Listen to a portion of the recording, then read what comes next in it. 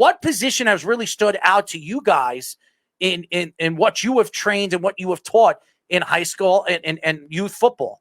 There isn't one, in my opinion. There isn't one specific position, in my opinion. It's these kids and the players, in my opinion, that you're seeing move on to the next level, and you're seeing them excel in their high school. They're the ones that have really had the right resources. They've had the support, whether it's the parental support, the coaching support. They've been involved in the programs, and without a doubt, they have the talent. I mean, regardless of anything, they have to have the talent, but all of those other factors together, I mean, you've had quarterbacks, you've had tight ends, you've had offensive, defensive linemen. I mean, maybe the other guys have a different opinion, but I think it really just comes down to the player and the support network around them. Gerald, what is your response? Just be a football player. In high school, the more you're on the field, the better off you're going to be. When you get to the next level, they're going to find where they need you. They want to know they're bringing in a football player that loves the game, wants to play the game, lives it, eats it, breathes it. That's what recruiters are looking for. That's what coaches are looking for.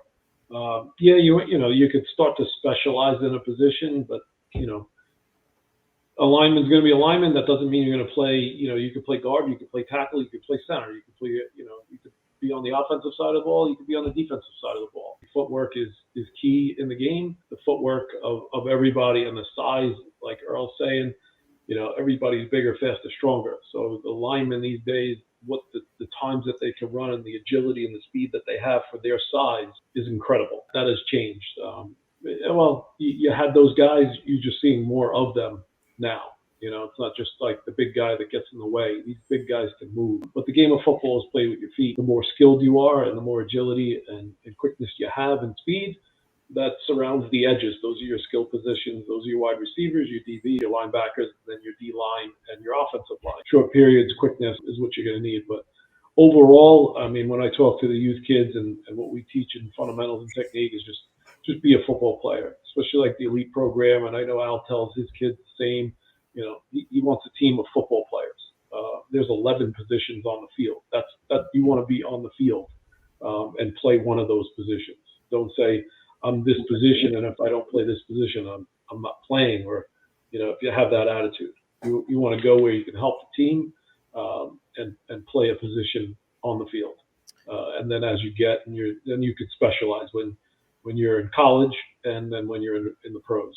And I was just say when you're a professional and you get paid, which now is coming down to, it'll be a little bit more specific where you're going to go to college and they're going to pay you to play a position in some cases.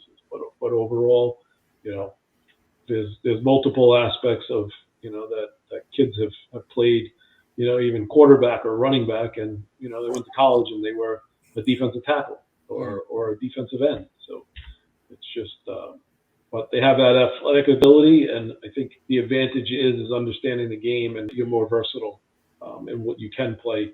Is that's the way you're going to find it. That's the way you're going to find the field. You hear it all the time. You see it in training camps and things like that. With hard knocks and stuff like that. I mean, special teams is part of the game. You're going to make a 53-man roster. Be a football player. Run down on kickoffs. You're not specializing in any position there. You just want to be on the field. You want to make the team. As everybody knows, we are talking to Elite 495 Long Island. We're finishing up with them as we're talking to Gerald Filardi. He had a wonderful NFL career. He's a high school coach. He's helped build youth football out here on Long Island with Ben and Al Brown, who's a coach right now in Brooklyn, who's been a college football player, had a pretty good career and understands the game of football just as well as anybody. And then Ben Carey, who's really been pushing 495 Elite for the last 10 years and really has grown an unbelievable youth program out here and really growing to astronomical levels. And it's really great to have them on the show. Carl is asking, Al, a good question for you. Ask the coach about how LI football has changed recently. I think Long Island football is looking, the future is bright for Long Island football. I don't have statistics in front of me, And maybe it's because I'm paying a little bit more attention. My son is a junior, about to be a junior in high school, but I'm seeing a lot more kids coming out of Long Island getting offers and scholarships from Power 5 schools over the last few years. I think that's a great indication that Long Island football is moving in the right direction, although we have a lot more work to do. But I think Long Island football is in a good place right now. And a big reason is because of organizations like 495 Football and a lot of other organizations that kind of followed what they kind of started, basically bringing kids together that love football and putting them on a platform, on a stage where they can be seen and where they can kind of like just grow in that aspect. So I'm seeing improvement. I'm encouraged. I think there's a lot of things that can be done differently, but we're definitely trending in the right direction. His Coach Al's son, Caden Brown, has offers from Michigan State, Pitt, Temple, Washington, Penn State, Maryland, Nebraska, West Virginia, Buffalo, Rutgers, and Syracuse, and he's in high school. Wow. It's crazy. Congratulations. Yeah, but how about your son? I think he got another offer today, right?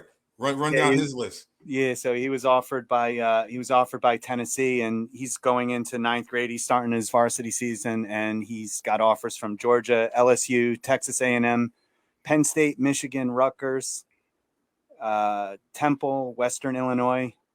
I may have missed one. I don't think so, but but guys, listen, it's phenomenal. But my passion for this is bringing that to every kid. Like, it's great. My son, it's awesome. He said when he was 5 he was going to play in the NFL, and it's awesome. But my passion is big enough. Right my now. passion is bringing this to all the kids. My passion is allowing every kid who's around him to get to benefit off that exposure and help each other. You have so many other kids. You have Josiah Brown, you have KJ Duff. Coach Al, throw some names in because I don't know everybody, but there's so many kids right now, and it's so exciting. And I'm all about helping those kids. I mean, I get texts and I get emails, and I've helped kids set up their Twitter and DM coaches and run them through the whole process of what they need to be doing online and what they need to do to get recruited. Because as Coach Gerald said, it's different than it used to be. There's no VHS tapes, and it's a completely different animal. I run a marketing company, so from my standpoint, that crossover into football has been natural. And I mean, listen, you could have all the marketing in the world. If you don't have a talented kid that could play ball, size doesn't matter. Marketing doesn't matter. If you don't have a kid that could go to those college camps and throw the other kids around and earn that offer, it doesn't matter. And I can assure you that these kids like Caden Brown, Josiah Brown, Coach Al, you got to throw some names in because I keep mentioning the same kids, man, but there's a lot of them. Coach Gerald, you too. These kids are the real deal, and we're proud of them on Long Island. And it's my passion to help as many kids as possible play at Division I, play at Division II, and play at Division III.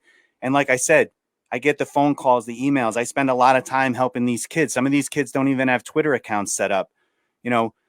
Some of the kids, I ask, well, have you called the coach? And they look at me and they're like, what do you mean? Have you called the college that you want to go to? Have you called the coach and told him you want to play there? And like, what do you mean? So again, it's for another show. There's so much, it's changed so much how the recruiting process gets, and I could talk about it for hours. I'm passionate about helping these kids, that 5, 6, 7-year-old.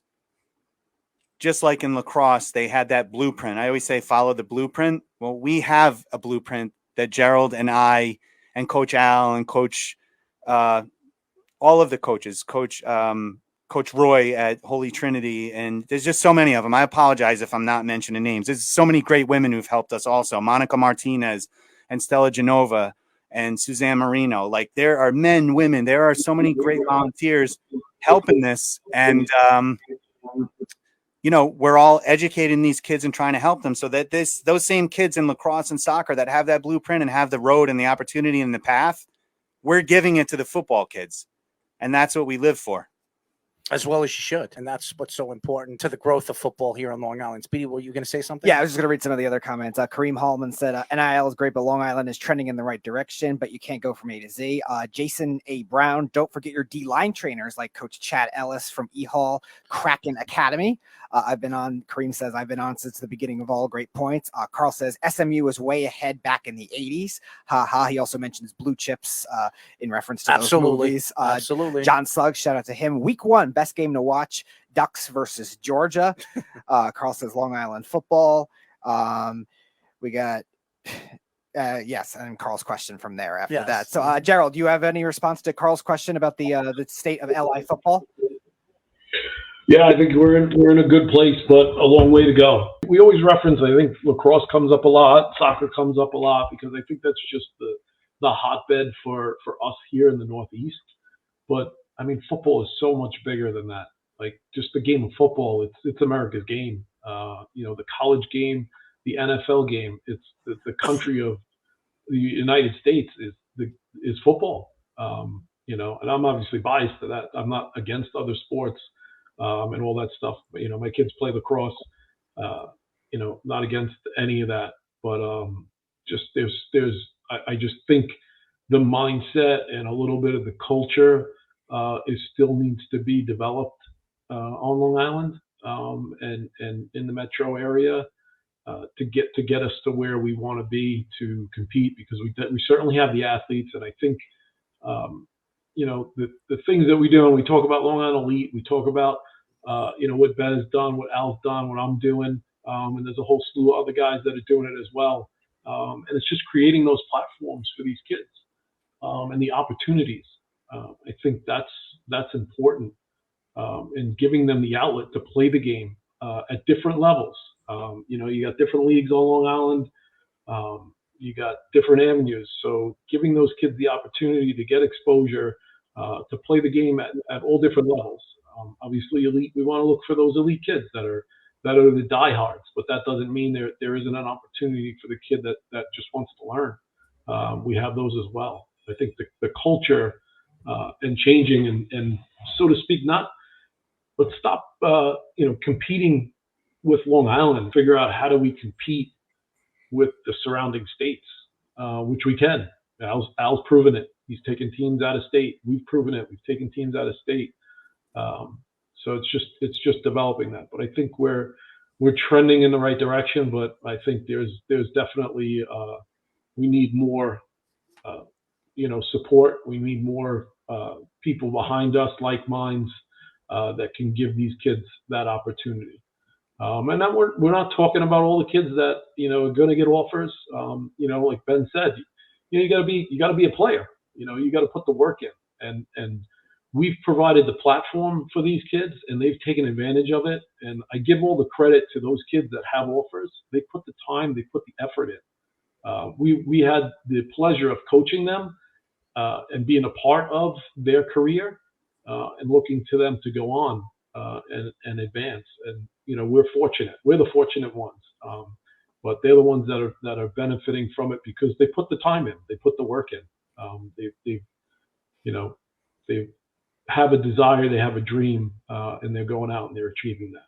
So we're just a little piece of that. Which Coach, and there's so many of them. Like Coach Al Brown said, there's so many of them now. And no, Coach, it's not just like a feeling or you see more. It's like when you're expecting a baby and you feel like you walk out of the house and you see 5,000 strollers everywhere you look. It's not that sort of thing. It's real. It's not just that we think we have these kids. There are so many more kids getting offers now than ever before. And every time I open up social media, I see a kid with a new offer. And I've been doing this so long. Some of the names are like sort of familiar, and Coach Gerald has been doing it longer than I have. You've been doing it longer than I have. I opened up Twitter or Instagram today and I saw Jaden Lewis is going to LIU. And that's a player that I don't know really well, but I remember ages ago when Coach Gerald had the Long Island Spartans and we got involved with FBU. That was one of the stars on the team. So all these kids in the high schools, you know, a lot of them, the stars have played for us. Northport High School quarterback Owen Johansson, coach's son at Hills West. There's so many of these kids. And it's public. It spans public and private schools. It's not just for the private schools. It's not just for the Holy Trinities of the world and the St. John the Baptists and the Kellenbergs and the St. Anthony's. Yes, there's a lot of kids there, but there are also kids at Longwood. You have Clint Chichester at Longwood, who's a kid that we coached. Aaron Fisher. There's kids all over the place.